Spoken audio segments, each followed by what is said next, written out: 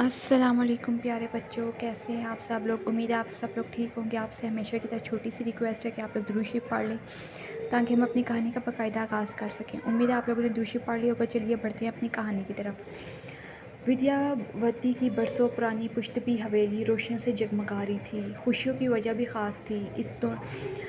इसके दोनों पोतों की शादी हुई थी। बड़े पोते मनेश ने शहर की अमीर लड़की से शादी की, जबकि छोटे पोते सम्राट ने वालिद के कहने पर अपनी दोस्त की गरीब बेटी राधिया को अपनी दुल्हन बनाया। शादी के बाद दोनों बहुएं डोली से उतरकर पुश्तवी हवेली की चौखट की तरफ बढ़ने लगीं। चार नौकर इनके लंबे घेरेदार दुपट्टे संभाले हुए थे। सास ने इनकी आरती की, फिर दोनों बहुओं ने चावल का कलश गिराकर अंदर कदम रखा। सास बोली, लो आ गई मेरी शहरी बहू सुप्रा। अपने दिल की खुशी तो जाहिर कर दी, आप दूसरी रस्म भी मुकम्मल कर लेते हैं। देवयानी उल्टे की थाल ले आओ। देवयानी थाल ले आई। सास कहती है, शेरा बहू, राधा बहू, इस थाल में पाँव रख कर इस घर में अपनी छाप छोड़ो। शिप्रा, जो कि अमीर घर की बेटी थी, वह फ़ौरन बोल उठी, नो नो मम्मी जी, दादी सास, मैंने अपनी शादी और ब्यूटी पार्लर पर लाखों रुपए खर्च किए हैं। अगर मेरे पैरों का पेडिक्योर ख़राब हो गया तो मैं थाल में पैर नहीं डाल सकती, या फिर पाँव पर कोई कवर लगा दें। सास ने सख्त लहजे में कहा, शिप्रा बहू, तुम इस घर की बड़ी बहू हो। पुश्तपी ससुराल में ऐसी बातें ज़ेब नहीं देती। ये रस्म मैंने भी की थी। तुम्हारे पाँव डालने से कुछ नहीं होगा। देवयानी मुस्कुराकर बोली, आजकल की मॉडर्न लड़कियां बिना। रिलैक्स शिप्रा बेटी, कुछ नहीं होगा, यू कैन डू दिस। बिलाखिर दोनों बहुएं थाल में पाँव रख कर अपनी छाप छोड़ देती हैं। फिर इन्हें सोफे पर बिठाया जाता है और मुंह दिखाई की रस्म अदा की जाती है। माँ जी ऐलान करती हैं, अब दोनों बहुएं आराम करेंगी क्योंकि कल इनकी पहली रसोई है। देवयानी सास के कान में कहती है, पहली रसोई तो होती रहेगी, कल इन्हें पुश्तवी ससुराल दिखाएंगे, परसों रसोई करवाएंगे, है ना माँ जी। फिर वो तंजिया कहती है, न जाने कौन से नसीब से ये गरीब बहू यहाँ आ गई। बड़ी बहू के सामने तो कोई हैसियत ही नहीं है इसकी। इसका तो लहंगा भी ठीक से पहनने वाला नहीं था। इतने में दादी सास अपनी छड़ी देवयानी को चबोती हैं और बोलती हैं, ज़ुबान कहाँ चला रही हो बहू तेरी, मैंने सब सुन लिया है। मेरे बेटे की पसंद पर उंगली मत उठाना। अगर वो इस घर में गरीब की बहू लाया है तो सोच समझ कर ही लाया होगा। मनीष आगे बढ़कर कहता है, जी माँ, आप ठीक कह रही हैं।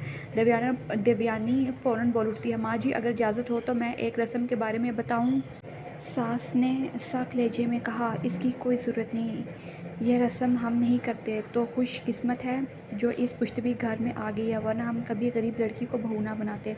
सुप्रा ने भी तंज़े अंदाज में कहा, मम्मी जी, मैं भी एग्री करती हूँ। डैडी जी को तो समझना चाहिए था क्या लेवल है इसका मेरे साथ। सास बोली, ये शादी है, कोई गेम नहीं, पुश्तवी रस्म है। देखते हैं तुम दोनों बहुओं में से कौन इस घर को बेहतर संभालती है। फिर वो सम्राट से कहती है, बेटा बहू का कंगन खोलने की रस्म करो। सम्राट जी, पिताजी। सास राधिया से मुखातिब होकर कहती हैं, कितनी घंटे मानी हुई हैं तूने। सास राधिया से कहती है, तुमने इतनी घिड़े क्यों बांधी हैं। तो वो कहती है, जी सासू माँ, ये मेरी माँ ने बांधी हैं। कहते हैं, दूल्हा जितनी ही जल्दी गांठें खोलता है, इतनी ही जल्दी ज़िंदगी की मुश्किलात भी सुलझती हैं। शिप्रा ने मुंह बनाकर कहा, ओ पता नहीं कितने ड्रामे करने हैं अब इस गरीब ने। लेकिन सम्राट आहिस्ता आहिस्ता तमाम घंटे खोल देता है और रस्म मुकम्मल होती है। क्या शहरी बहू अपने नखरे दिखाती रहेगी, या गांव की बहू अपने खलूस से सबका दिल जीतेगी। जानिए थोड़ी देर बाद अगली किश्त में। सुबह हो चुकी थी। पुरानी हवेली में नई रौनक थी। दोनों बहुओं को सजा संवार कर रसोई के लिए बुलाया गया। सास बोली, दोनों बहुएं तैयार हो जाओ, आज तुम्हारी पहली रसोई है। हर एक को अपनी पसंद का नाश्ता चाहिए। देखते हैं कौन सी बहू सबके दिल जीतती है। शुभ्रा आईने के सामने खड़ी होकर अपने नाखून संवारती हुई बोली, माँ जी, आई मैं दादी सास। माँ जी, आई मैं दादी सास। मैं किचन में हाथ नहीं लगाती, मेरा मैनीक्योर ख़राब हो जाएगा। मेरी डैडी ने तो मेरे लिए एक खामसामा रखा हुआ था। सास ने सख्त नज़रों से शुभ्रा की तरफ देखा। शुभ्रा बहू, ये पुश्तपी रस्म है, यहाँ पर बहू को रसोई में उतरना ही पड़ता है।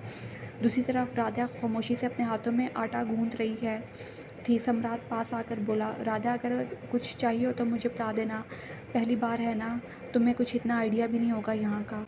राधिया बोली, जी बहुत शुक्रिया, मैं कर लूँगी। मेरी माँ जी कहती हैं कि नेक नीति से जो भी काम किया जाए वो आसान हो जाता है। तभी देवयानी अंदर आई। अरे वाह राधिया बहू, तुमने तो सच में काम वाली लग रही हो। हाथ काले, बाल ढीले और कपड़ों पर आटे के दाग। मॉडर्न बहुओं की तरह थोड़ा स्टाइल भी सीख लो। राधिया शर्म से नज़रें झुका लेती है, मगर शुभ्रा हंसती हुई बोली, "अ, मम्मी ये देखो, राधिया ने तो आटा भी सादा गूंदा है। मैंने तो आज अगवानी पराठे बनाने का सोचा है, वो भी अपने शेफ़ की मदद से।" सास की आवाज़ आई, शेफ़ को किचन से बाहर निकालो, रसोई बहू का इम्तिहान है। किसी मदद के बगैर शिप्रा घबरा गई। ओह गॉड, अब मैं क्या करूँगी, मुझे तो गैस तक नहीं जलाने आ। राधिया आहिस्ता आहिस्ता नाश्ता तैयार करती है, आलू के पराठे बनाती है, मक्खन और चाय भी। सास, देवयानी, मनीष और सम्राट सब आकर खाने की मेज़ पर बैठते हैं। सास बोली, पहले राधिया बहू का खाना चखते हैं। दादी सास ने नवाला लिया, आंखें बंद की और कहा, वाह, ऐसे जायका तो मैंने बरसों के बाद चखे हैं। इसमें माँ जी की मोहब्बत भी है, देहात की मिट्टी की खुशबू है। देवयानी का मुंह बन गया और शुभ्रा ने बेदिली से कहा, ओके फ़ाइन, अब मेरी बारी है। मैंने बनाया है चीज़ ब्रेड, अगवानी चाय और चिकन रोल। सब ने चखा, मगर किसके चेहरे पर खुशी नहीं आई। मनीष हल्के से बोला, ये चाय तो कड़वी है और ये रोल शायद फ्रिज में पुराने हो गए होंगे। सास ने गुस्से से कहा, यह रस्म है, मजाक नहीं। जो मोहब्बत और लगन से नाश्ता बनाता है, रस्म पूरी करता है, वही दिल जीत पाता है। राधिया बहू, तुमने सच में हकदार बनने की शुरुआत कर दी है। दादी सास बोली, आज की पहली रसोई की फतह राधिया है। शुभ्रा गुस्से से बोली, यू आर सो बैकवर्ड, मुझे यहाँ एडजस्ट नहीं करना। सास, तो फिर अपने डैडी के बंगले में चली जाओ, मगर याद रखो, कुछ भी वकार पाँव के नीचे कुचला नहीं जाता। राधिया नज़रें झुकाए खामोश खड़ी थी, मगर इसके चेहरे पर इत्मीनान था। सम्राट खामोशी से इसकी तरफ देखकर मुस्कुरा रहा था। अगली सुबह की चमकती धूप हवेली के सहन को सोने की तरह चमका रही थी। दादी सास अपनी झूलती कुर्सी पर बैठी थी जब राधिया इनके लिए चाय लेकर आई। दादी सास बोली, बेटी, तुमने कल दिल जीत लिया था, लेकिन याद रखो, हवेली के रिवाज अभी ख़त्म नहीं हुए, अभी बाकी हैं। हर दिन एक नई आजमाइश है। राधिया मुस्कुरा कर बोली, दादी जान, मैं हर आजमाइश के लिए तैयार हूँ। और आजमाइश कैसी? ये कोई आजमाइश नहीं है। अपनों का ख्याल रखना, उनसे मोहब्बत और शफ़क़त से पेश आना, ये कोई आजमाइश नहीं है, बल्कि ये तो मेरा फ़र्ज़ है और मैं इस सब के लिए तैयार हूँ। दादी सास। इस वक्त देवयानी तेज़ कदमों से आई और बोली, राधिया बहू, आज तुम्हें सच बोलने का इम्तिहान देना होगा, क्योंकि हवेली में कोई झूठ बर्दाश्त नहीं करता। राधिया हैरान होकर बोली, मगर मैंने क्या गलत किया है? सास ज़ोर से बोली, शुभ्रा ने इल्ज़ाम लगाया कि तुमने इसके कमरे से इसकी महंगी लिपस्टिक चुरा ली है। राधिया चूम गई। मैं नहीं मम्मी जी, मैंने कुछ नहीं लिया। शिप्रा आंखें नचाते हुए बोली, जी माँ जी, वही लिपस्टिक जो मेरे डैडी ने दुबई से लाए थे, मैंने खुद इसे राधिया के दुपट्टे में देखा था। सम्राट दरमियान में आया, ये बिल्कुल झूठ है, राधिया ऐसा नहीं कर सकती। देवयानी गुस्से से और तेज़ आवाज़ में बोली, बेटा, अब फैसला पुराने तरीके से होगा। राधिया को हल्फ लेना होगा, घर की देवी के सामने। दादी साथ साथ हिलाते हुए बोली, हाँ, अगर वो सच बोल रही है तो देवी इसे महफूज रखेगी, और वरना अंजाम सबने देखना है। राधा ने नम आंखों से माँ की तस्वीर की तरफ देखा और आहिस्ता कदमों से मंदिर की तरफ चल दी। मंदिर के सामने देवी के मूर्ति के सामने दिया जलाया गया। राधा ने हाथ जोड़कर कहा, अगर मैंने कुछ चुराया है तो मुझे इसका सज़ा मिले, अगर मैंने बेकसूर है तो मुझे देवी माँ का आशीर्वाद मिले। सब खामोश हो गए। अचानक एक झोंका आया और मंदिर के पास रखी शिप्रा की परस गिर गई। परस से वही लिपस्टिक निकली। सब घर वालों ने वो लिपस्टिक देख ली और देवयानी चौंक कर बोली, ये तो शिप्रा के बैग में है। सास कलेजे में बोली, तो तुमने झूठा इल्ज़ाम लगाया था। शिप्रा घबरा गई। दादी सास की आंखों में गुस्सा था। झूठ बोलकर तुमने पुश्तवी इज्जत को दागदार किया है, माफ़ी मांगो राधा से। शिप्रा दांत चुबार कर बोली, सॉरी राधा। राधा आहिस्ता से बोली, कोई बात नहीं, मगर झूठ की दीवार लंबे अरसे तक खड़ी नहीं रहती। सम्राट चुपचाप मुस्कुरा रहा था, जैसे उसे अपनी बीवी राधिया पर फ़ख्र हो रहा हो। रात के सन्नाटे में हवेली की राहदारियों में सिर्फ हवा की सरसराहट सुनाई दे रही थी। राधिया अपने कमरे में बैठी माँ की तस्वीर के सामने दिए की लौ को देख रही थी। राधिया दिल में सोच रही थी, माँ, अगर आप होती तो मुझे गले लगाकर कहती, बेटी, सच कभी हारता नहीं। अचानक दरवाज़े पर आहट होती है। राधिया चूम गई। दरवाज़ा खुला और सामने खड़ी थी सास दी। राधिया फ़ौरन खड़ी होगी। सास कलेजे में, राधिया, तुमने आज तक मुझसे कभी कुछ नहीं मांगा, क्यों? राधिया राधा धीरे से बोली, क्योंकि मैं मान का रिश्ता नहीं बनाना चाहती माँ जी, मैं निभा कर बनाना चाहती हूँ। सास की आंखों में हल्की सी नमी आ गई। मैंने आज शिप्रा और तुम दोनों को आजमाइश में डाला, मगर सच ये है कि तुमने आजमाइश को पूरी तरह से कामयाबी से मुकम्मल किया और तुमने मेरा दिल जीत लिया। सब हवेली वालों को तुम पर फ़ख्र है और पुष्पा हवेली की हर नस्ल तुम्हें हमेशा याद रखेगी।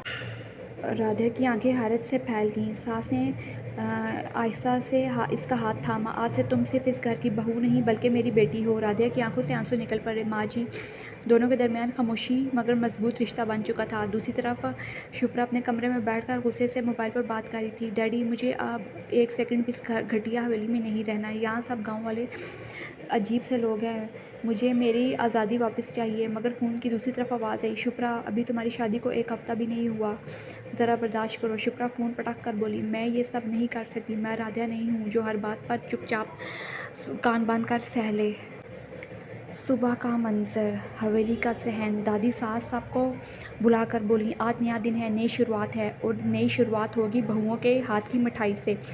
शुभ्रा बनकार कर बोली, सॉरी दादी सास, मैं शुगर नहीं बनाती, मैं सिर्फ डाइट डेजर्ट जानती हूँ।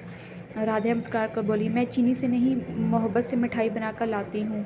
राधा ने मोहन थाल बनाया, हर किसी ने खाया और खुशी से पूरा आंगन महक उठा। दादी सास बोली, ये वो जायका है जो नस्लों को जोड़ता है, ये है हमारी असल रवायात, ये है हमारे ख़ानदानी और हवेली का दस्तूर।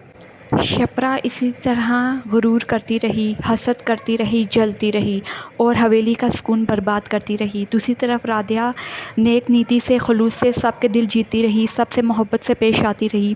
वो तो शिप्रा का भी ख्याल रखती थी, मगर शिप्रा उसे धुतकार देती थी, हकीर समझती थी और मामूली समझकर, हकीर समझकर उसे धुतकार कर साइड पे कर देती थी। लेकिन शिप्रा सबका दिल जीतती रहती थी, क्योंकि शिप्रा एक मुखलिस और खालिस लड़की थी, उसके दिल में बनावट नहीं थी।